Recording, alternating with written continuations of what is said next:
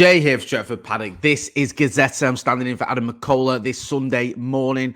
I'm in sunny Salford where it is sunny. It's a bit cold though. It's that weird weather where it's cold but sunny. But we'll take that. Listen, the sun is shining anyway after Manchester United's 2-1 win over Brentford. Scott McTominay's two late goals, both coming in injury or Fergie time, giving the Reds a much-needed 3 points and a win. As you'd expect, nearly all the back pages focus on the biggest club in the world, Manchester United. So you've got the Sunday Mirror Sport here. It says,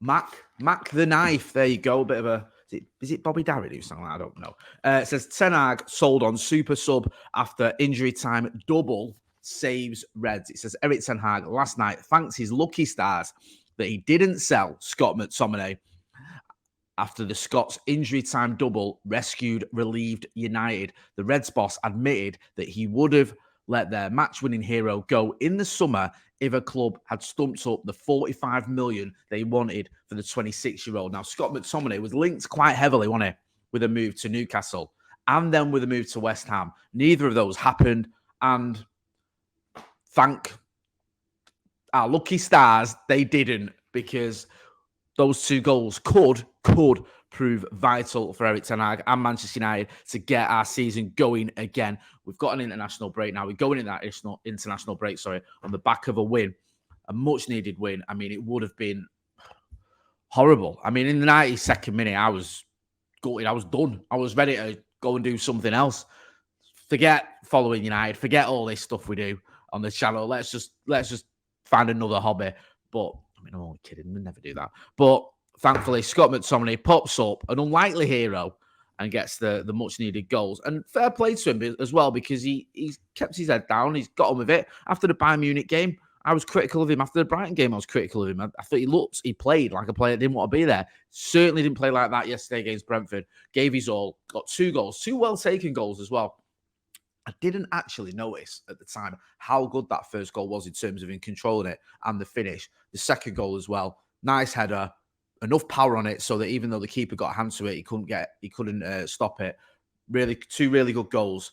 And United, I wouldn't say we're flying, but we're not as bad as we were, if that's even a thing.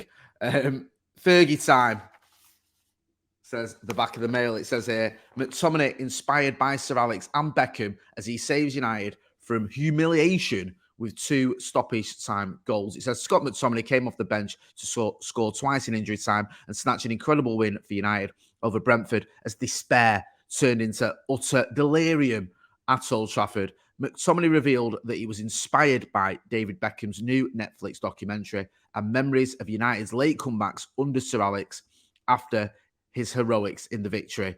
2 goals at the death, this is a quote, was incredible. That might be one of my favourite moments on a football pitch. It's hard to put into words because I've been at Man United my whole life, since I was 5 years old. For me, this football club, if I can just find the rest, there is some more here. It says, hang on a minute. It means everything. I was watching David Beckham's documentary last night, and it's like things like that inspire. Sir Alex was always looking at his watch like that. It just shows today you can score a last-minute winner. It's brilliant. It is brilliant. Fair play to Scott McTominay. And there's another head in there. Great Scott. Remember that? You said that in Back to the Future, didn't he, old Doc? Fergie time. Great Scott. Mac the knife. He's getting his flowers, isn't he, Scott McTominay, and he deserves it because those goals, like I said, very, very, very important. The Rob Draper, who's writing in the in the Mail as well, he says, mark it down as the turning point and anoint Scott McTominay the new Mark Robins. Anyone who remembers or knows their history, if you don't remember it, because you might be too young, Fergie was under a lot of pressure in 1989, 1990. Similar run to what we've been on this season. Mark Robins scored a winner away at Forest in the FA Cup 3rd round. Now, the talk was, and it's been denied by a lot of people who are involved in the club and involved in the board at the time, but the rumours were that had Fergie lost that, had United been knocked out of the FA Cup, because our league form was so poor, he would have got the sack. And it's a difficult ground to go to as well, Nottingham Forest ground. Is it the City ground? But we went there and we got a winner thanks to Mark Robins. A bit of a forgotten man, really, Mark Robins, but had we not got that winner, it might have been different. We might not have had the greatest manager in the history of association football. The evening news, even. Scott stops the rot. Says here that Scott at the double in Fergie time to lift gloom at Old Trafford. The evening news is ratings, player ratings, tell the story. No one really coming out of it very well who started. Only Maguire gets more than a 6. He gets a 7. Rasmus Højlund gets a 6. Everyone else, Casemiro gets a 2. Rashford gets a 4. Mount gets a 3. So they're all getting a little bit of stick there in the evening news, and it wasn't a good performance by Manchester United. Let's not kid ourselves. Just on the Mason Mount front as well, there's a story here in the evening news. Boss believes Mount can hit the heights for his United vision. Ten Hag has faith. 55 million man will find his feet. And it says here, Erik Ten Hag insists Mason Mount can be a big part of the United team despite an underwhelming start. Get involved in the comments and the chat. I want to hear your thoughts on Mason Mount and what you think about him, because I thought he had a very good game against Galatasaray. A good start anyway. And I think he was a little bit unlucky that he was on the that it sort of petered out and nothing really came off for him, because he was playing quite well. I think he was a bit unlucky to be on the losing side, is what I meant to say there. But yeah, it's not been a great start, has it? But we'll have to wait and see whether that's whether he's going to work out for him. I still have faith, and I think he's a good player. And I wasn't mad on him before we got him, but I've been sold on the idea, the reaction from the Chelsea fans as well. And I think we've seen what he can do. Just a story here about, this is doing the rounds. You've probably seen this on social media. I mentioned David Beckham earlier. Obviously, the Beckham documentary is out on Netflix. I don't know if you saw The Brew on Friday, or even Off the Bar on Thursday, where we just spoke about the David Beckham documentary because we're just obsessed with David Beckham. Yeah, well, there's a clip of David Beckham doing the rounds. Now, it says here, we want stability. I know the right people to do that. He's talking about sort of potential takeover of Manchester United. It's been reported everywhere. Sky Sports have got the video of him. So he says he knows potential people to do that. And he's asked, is that Sheikh Jassim? And he just sort of gives a little bit of a half laugh and says, we'll see. Obviously, he's got ties to Qatar, and David Beckham. So people are sort of insinuating maybe he's involved in the bid there with Sheikh Jassim. We'll have to wait and see. But yeah, it looks like David Beckham could be part of a takeover. I mean, anything is better than you think anything's better than Glazer, but certainly David Beckham being involved will be better than Avram and Joel Glazer being involved in this club. Here in the back of the Express, value added. Just says there, Boss Ten Hag so happy he didn't let Scott go on the cheap in the summer after the late double gives United the win. And also getting off scot-free.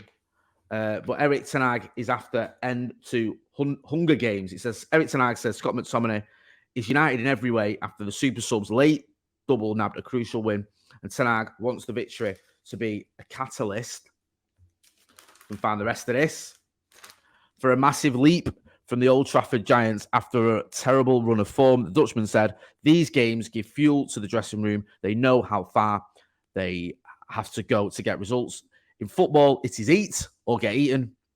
Too many times in the first half of this season, we have got eaten by opponents who are more hungry. This can't be it. It has to go away. Every player has to deliver that in every second he is on the pitch. That is the demand. I agree with that. I think United far too often are losing games in the first half and not getting it back in the second. Just one story I've missed as well. It says here on the back of the mail, it says Saudi 2034 World Cup is a done deal. It says Saudi Arabia is hosting the 2034 World Cup, probably in November and December of that year. It's already a done deal, according to sources, if you care about that sort of thing. Just as well, can we just, I missed that. Can we say that? Can you say? And we got him. There he is. Andre Onana celebrating with the team there at the end after the late goal. He ran the full length of the pitch. Great to see. Fair play to him, because he had a bit of a stinker, didn't he? But he was obviously very relieved that Scott McTominay got him out of jail. I hope, and I think he will turn it around on Andre Onana. So, yeah, thankfully it's not another Onana cost us the game headline. It's all about that man, Scott McTominay, winning it in Fergie time, as Steve said yesterday. It's quite fitting tribute to Lady Cathy, who fortunately passed away. I think it was on Friday. Scott winning it in Fergie time. and hopefully Sir Alex will have watched that. I'm going to leave it there. Make sure you are subscribing to the channel. Don't forget, we've got an event coming up on the 28th of December. Me, Steve, Macca, and Joe, and John O'Shea will be there in Dublin on the 28th of December. Tickets are available. Get online. There's a link in the description. Buy a ticket if you can and come and show us your support. If you're not able to do that, don't worry. You can show your support in other ways by subscribing to the channel or even liking this video. Hit that like button. Big thank you to everyone who's shown love and support. We'll wrap it up there. This has been Gazzetta. I've been Jay Motty. Thanks for watching.